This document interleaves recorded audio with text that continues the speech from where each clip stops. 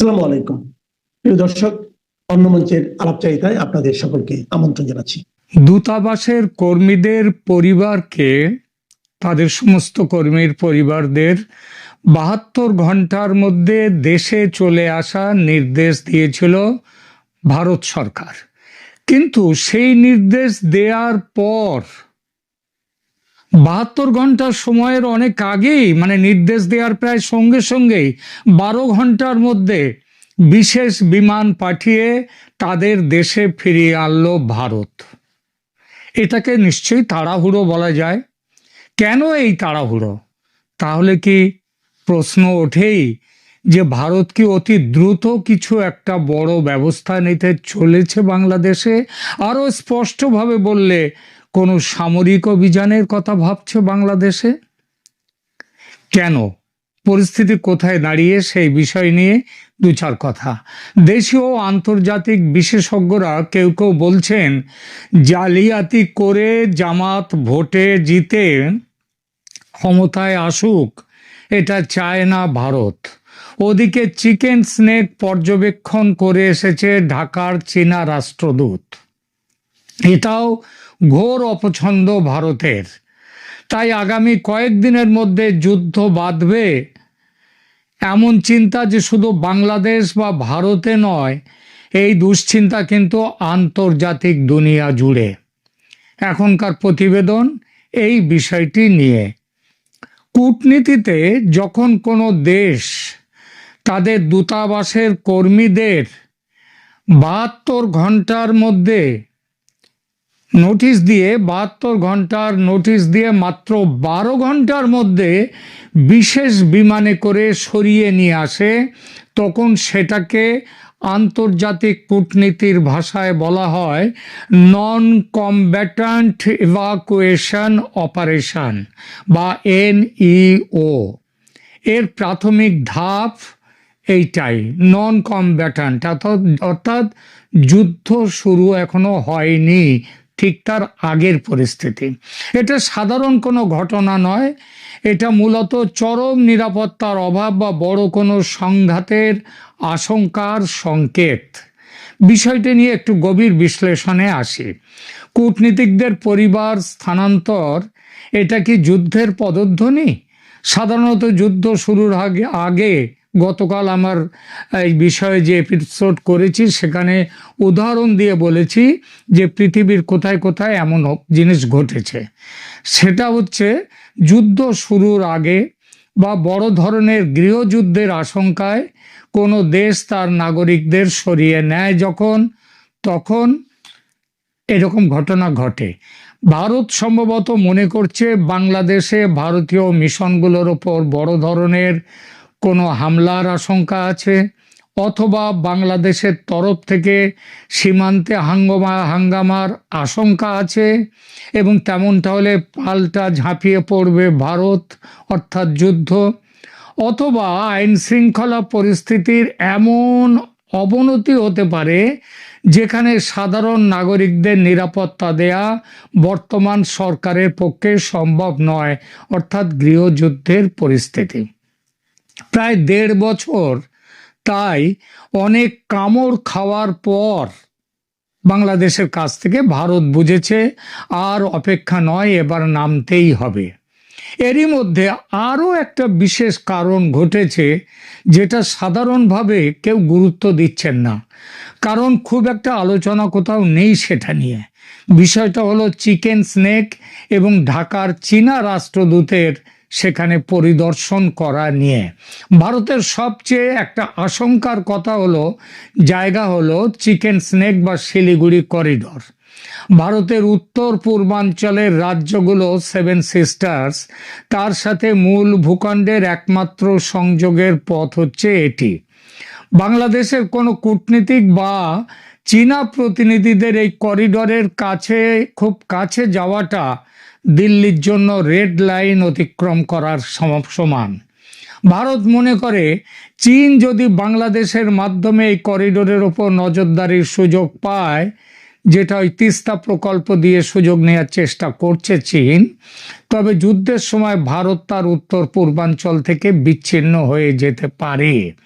এই পরিস্থিতি ভারতকে সামরিকভাবে আরো আগ্রাসী করে তুলতে পারে। এটা আমার মত নয়, এটা বিদেশের আন্তর্জাতিক বিভিন্ন যার বিশ্লেষকদের মতামত এইটাই। আর এখানেই ভারতের দুশ্চিন্তা জামাত ও নির্বাচনের সমীকরণকে নিয়ে।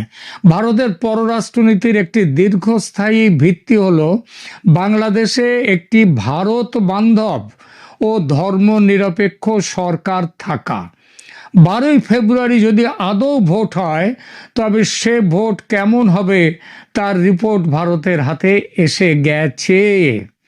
অগুন্তি ব্যালট পেপার ছাপা হয়েছে, সেসব ব্যালট মোহাম্মদ ইউনূসের সৌজন্যে জামাত অ্যান্ড কোম্পানির হাতে পৌঁছেছে, যাতে বিএনপি ক্ষমতায় না আসতে পারে এবং গণভোটটা হয়ে যায় হ্যাঁ ভোট।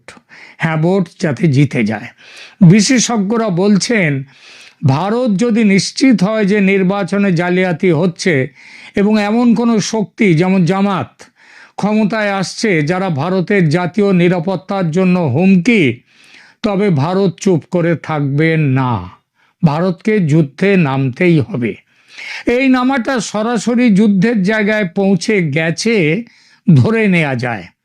এই জন্যই ধরে নেওয়া যায় যে গত 1.5 বছর শান্তিপূর্ণ নানান পথে, যথা অর্থনৈতিক অবরোধ, ট্রান্সশিপমেন্ট বাতিল ইত্যাদি ইত্যাদি আন্তর্জাতিক চাপের আন্তর্জাতিক দুনিয়ার কাছে ভারত পৌঁছে দিয়েছে।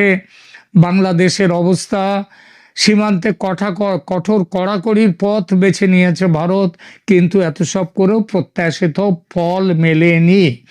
আন্তর্জাতিক মহল প্রায় নীরব দর্শক থেকেছে। আর জালিয়াতির ভোটে ক্ষমতায় বসে গেলে তখন তো লাইসেন্স নেওয়া হয়েই গেল। সুতরাং যুদ্ধ ছাড়া সামনে কোনো পথ নেই। গৃহযুদ্ধ, এই যুদ্ধটা ভারত সরাসরিও নেমে পড়তে পারে, আবার এই যুদ্ধটা গৃহযুদ্ধে পরিণত করবার জন্য যে পেছন থেকে দ্বিতীয় বিকল্প শক্তিদেরকে সাহায্য করা, সেই জিনিসের মাধ্যমেও হতে পারে। পৃথিবীর যেসব দেশে গৃহযুদ্ধ বেঁধেছে, তাদের সব দেশের ভেতরেই বিদেশি শক্তি, বিদেশের থেকে অন্য দেশের সামরিক শক্তি একটা গোষ্ঠীকে সমর্থন করেছে। এটা নিয়ম, এটা পৃথিবীর সর্বত্র, সেটাও করতে পারে। এছাড়া গৃহযুদ্ধ ছাড়া আর কি হতে পারে? সীমিত সংঘাত হতে পারে। সীমান্তে বিএসএফ ও বিজিবি, বাংলাদেশ বর্ডার গার্ডস, তাদের মধ্যে বড় সংঘর্ষ হতে পারে। কূটনৈতিক সম্পর্ক ছিন্ন হয়ে যেতে পারে। দ্বিতীয় হচ্ছে হাইব্রিড ওয়ারফেয়ার, সাইবার হামলা হতে পারে, অর্থনৈতিক নিষেধাজ্ঞা এবং নানাভাবে অস্থিরতা তৈরি করা হতে পারে। বাংলাদেশের অর্থনীতিতে বড় ধস তো ইতিমধ্যেই নেমে গেছে, সেই ধসটিকে একেবারে খাদে পরিণত করে দেওয়া হতে পারে। 3 নম্বর হচ্ছে সরাসরি হস্তক্ষেপ। চিকেন স্নেক রক্ষায় ভারত যদি বাংলাদেশের সামরিক বাফার জোন তৈরির চেষ্টা করতেই পারে। এই বাফার জোনটা তৈরি হবে কিভাবে? রংপুর দখল করে, অন্যদিকে চট্টগ্রামকে বিচ্ছিন্ন করে। এটা হবে পূর্ণাঙ্গ যুদ্ধ, যার সম্ভাবনা এই মুহূর্তে সবচেয়ে বেশি।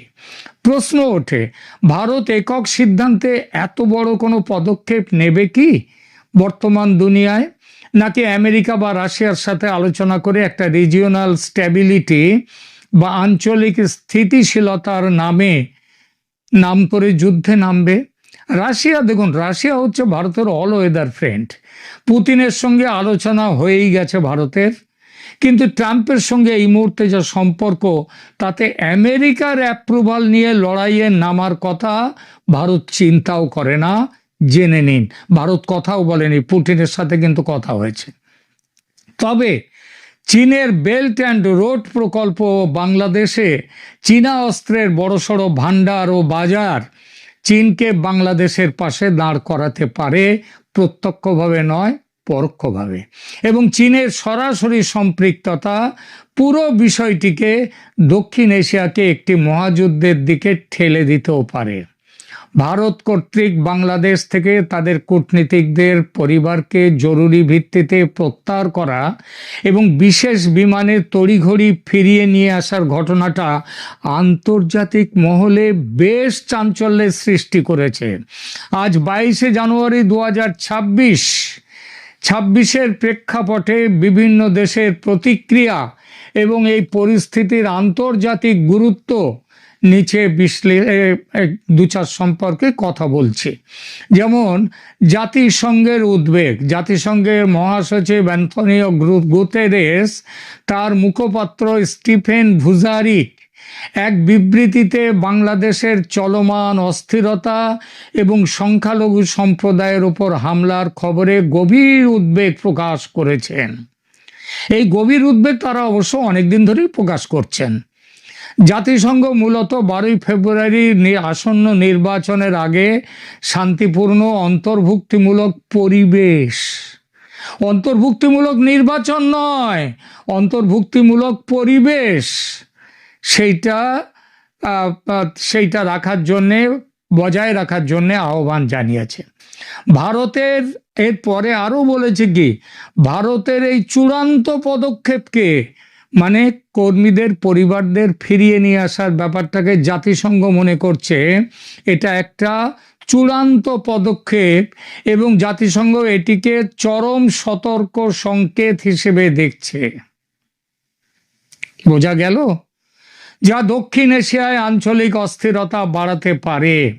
জাতিসংঘের এই প্রতিক্রিয়ার পর ভারতের পক্ষ থেকে যুদ্ধের সম্ভাবনা নিয়ে প্রশ্ন তোলা বোধহয় যায় না।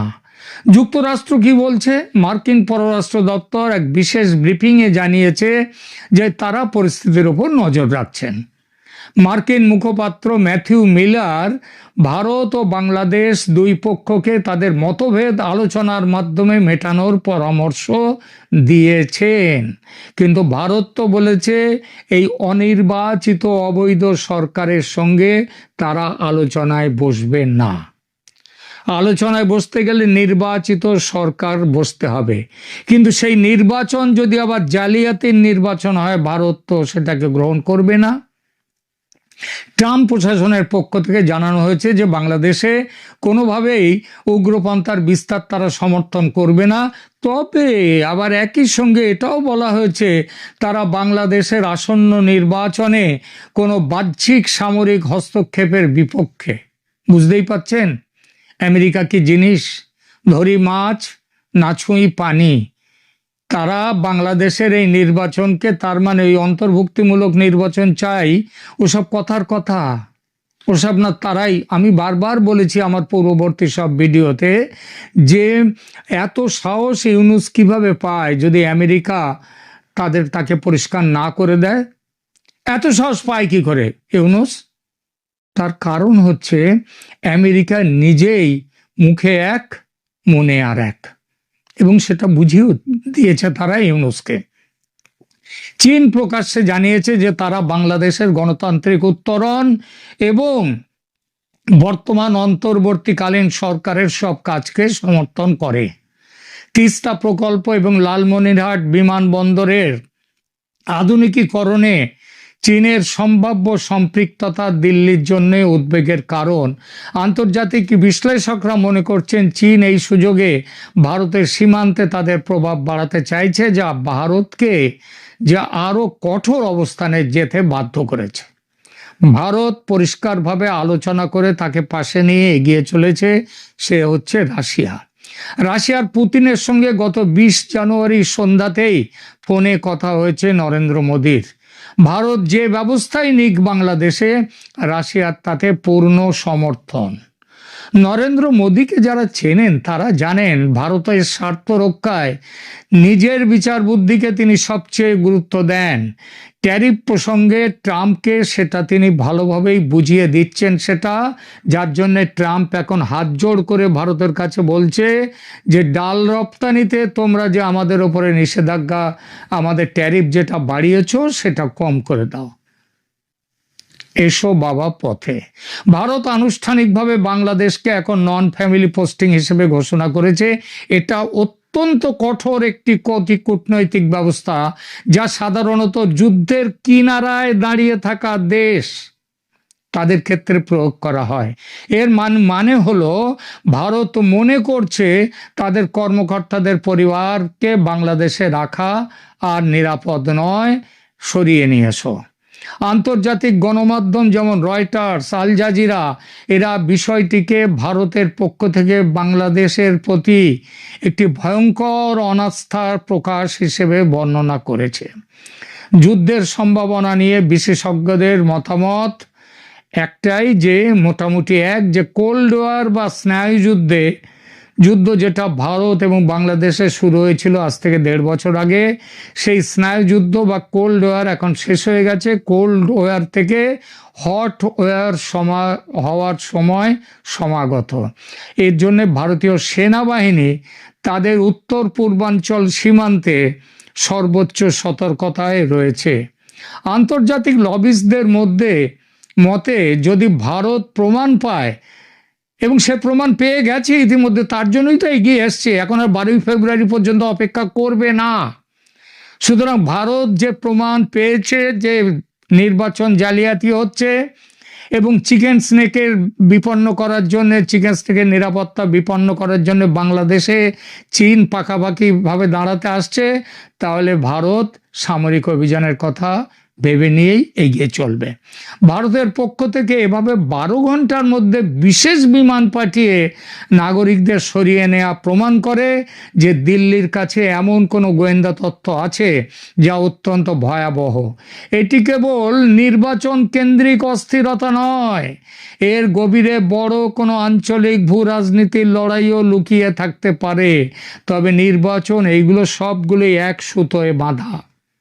যুদ্ধ কোনো দেশের জন্যই সুখকর নয়, বিশেষ করে অর্থনৈতিক সংকটের এই সময়ে। তবে ভারতের এই দ্রুত পরিবার প্রত্যাহার নীতি প্রমাণ করে যে পর্দার আড়ালে এমন কিছু ঘটছে যা সাধারণ মানুষের নাগালের বাইরে। আগামী কয়েকদিন বাংলাদেশ ভারত সম্পর্কের ইতিহাসে একটা অত্যন্ত সংকটময় পরিস্থিতি তৈরি হতে চলেছে, এবং তার প্রথম বলি নির্বাচন তো হবে না 12 ফেব্রুয়ারি, সেইটার সম্ভাবনা তো প্রথমে, তারপরে যুদ্ধ শুরুর খুব দেরি হবে না, যুদ্ধ শুরু হলে শেষ হতেও দেরি হবে না, দেখে নেবেন। ধন্যবাদ।